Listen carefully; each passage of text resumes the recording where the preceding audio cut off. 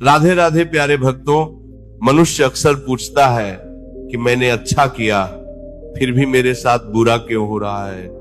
और कोई ऐसा भी है जिसने जीवन भर गलत किया फिर भी वह सुख में क्यों दिखाई देता है। यही प्रश्न मनुष्य को भीतर से विचलित करता है और इसी प्रश्न का उत्तर समझने के लिए हमें श्री कृष्ण के वचनों को अपने हृदय में उतारना होगा।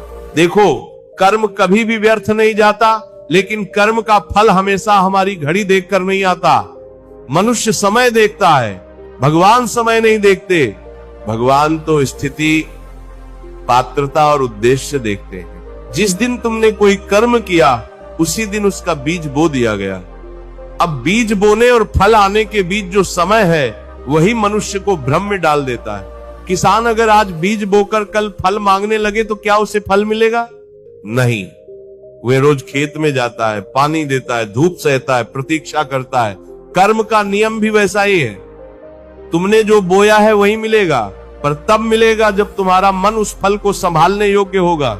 श्री कृष्ण ने अर्जुन से कहा था कि कर्म कर, फल की चिंता मत कर। इसका अर्थ यह नहीं कि फल मिलेगा ही नहीं, इसका अर्थ यह है कि फल मेरी व्यवस्था पर छोड़ दे।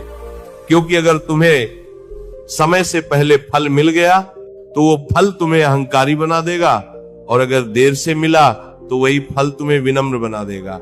भगवान ये तय करते हैं कि तुम्हें विनम्रता चाहिए या अहंकार। कई बार लोग कहते हैं, महाराज मैंने किसी का बुरा नहीं किया फिर भी दुख क्यों है? मैं कहता हूं, ये दुख दंड नहीं है, ये परिष्कार है। सोना जब तक आग में नहीं जाता तब तक कुंदन नहीं बनता। तुम्हारे जीवन में जो पीड़ा आई है वो तुम्हें तोड़ने नहीं, तुम्हें तैयार करने आई है। जो व्यक्ति इस सत्य को समझ लेता है वह कभी भी भगवान से शिकायत नहीं करता। और एक बात ध्यान रखना, कर्म केवल इस जन्म के नहीं होते। मनुष्य एक ही जन्म को सब कुछ मान लेता है, जबकि आत्मा अनंत यात्रा पर है।